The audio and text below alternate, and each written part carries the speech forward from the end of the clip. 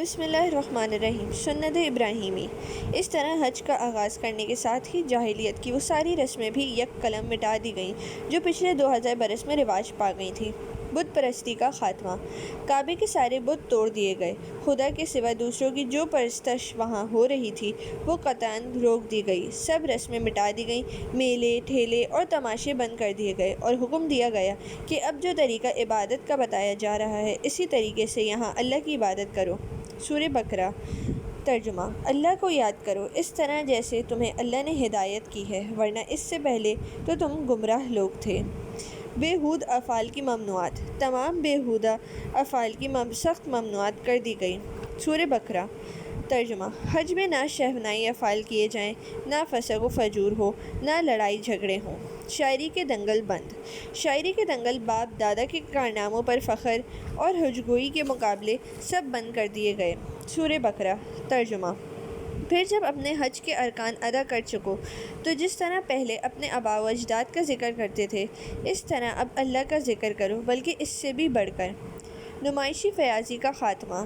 فیاضی کے مقابلے جو محض دکھاوے اور ناموری کے لیے ہوتے تھے ان سب کا خاتمہ کر دیا گیا اور اس کی جگہ وہی حضرت ابراہیم علیہ السلام کے زمانے کا طریقہ بھی پھر زندہ کیا گیا کہ محض اللہ کے نام پر جانور ذبح کیے جائیں تاکہ خوشحال لوگوں کی قربانی سے غریب حاجیوں کو بھی کھانے کا موقع مل جائے۔ سورہ الاعراف۔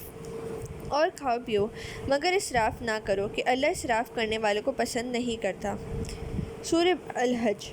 ان جانوروں کو خالص اللہ کے لیے اسی کے نام پر قربان کرو، پھر جب ان کی پیٹھیں زمین پر ٹھہر جائیں، یعنی جب جان پوری طرح نکل جا چکے اور حرکت باقی نہ رہے، تو خود بھی ان میں سے کھاؤ اور ان کو بھی کھلاؤ جو قناعت کیے بیٹھے ہیں، اور ان کو بھی جو اپنی حاجت پیش کریں۔ قربانی کا خون اور گوشت لتھیڑنا موقوف۔ قربانی کا خون کعبے کی دیواروں سے لتھیڑنا اور گوشت لا کر ڈالنا موقوف کیا گیا اور ارشاد ہوا، اللہ کو ان جانوروں کے گوشت اور خون نہیں پہنچتا بلکہ تمہاری پرہیزگاری او خدا ترسی پہنچتی ہے۔ برہنہ طواف ممنوع کیا گیا۔ برہنہ ہو کر طواف کرنے کی قطعی ممنوعات کر دی گئی اور فرمایا گیا۔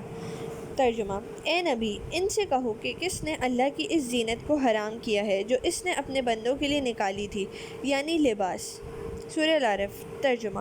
اے نبی صلی اللہ علیہ وسلم، کہو کہ اللہ تو ہرگز بے حیائی کا حکم نہیں دیتا۔ سورہ الاعراف۔ ترجمہ۔ اے آدم زادو، ہر عبادت کے وقت اپنی زینت یعنی لباس پہنے رہا کرو۔ حج کے مہینوں میں الٹ پھیر کی ممنوعات۔ حج کے مہینوں کا الٹ پھیر کرنے اور حرام مہینوں کو لڑائی کے لیے حلال کر لینے سے سختی کے ساتھ روک دیا گیا۔ ترجمہ۔ نسی تو کفر میں اور زیادتی ہے، یعنی کفر کے ساتھ ڈٹائی کا اضافہ ہے۔ کافر لوگ اس طریقے سے اور زیادہ گمراہی میں پڑتے ہیں۔ کسی ایک سال ایک مہینے کو حلال کر لیتے اور دوسرے سال اس کے بدلے میں کوئی دوسرا مہینہ حرام کر دیتے ہیں تاکہ جتنے مہینے اللہ نے حرام ٹھہرائے ہیں ان کی تعداد پوری کر دیں، مگر اس بہانے سے دراصل اس چیز کو حلال کر لیا جائے جسے اللہ نے حرام کیا تھا۔ زاد راہ لینے کا حکم۔ زاد راہ لیے بغیر حج کے لیے نکلنے کو ممنوع ٹھہرایا گیا اور ارشاد ہوا، زاد راہ ضرور لے لو، دنیا میں زاد راہ نہ لینا عادہ آخرت نہیں ہے، بہترین زاد راہ تو تقویٰ ہے۔ حج میں روزی کمانے کی اجازت۔ سفر حج میں کمائی نہ کرنے کو جو نیکی کا کام سمجھا جاتا تھا اور روزی کمانے کو ناجائز خیال کیا جاتا تھا اس کی تردیدی کی گئی۔ ترجمہ۔ کوئی مضائقہ نہیں اگر تم کاروبار کے ذریعے سے اپنے رب کو فضل تلاش کرتے جاؤ۔ جاہلی رسموں کا خاتمہ۔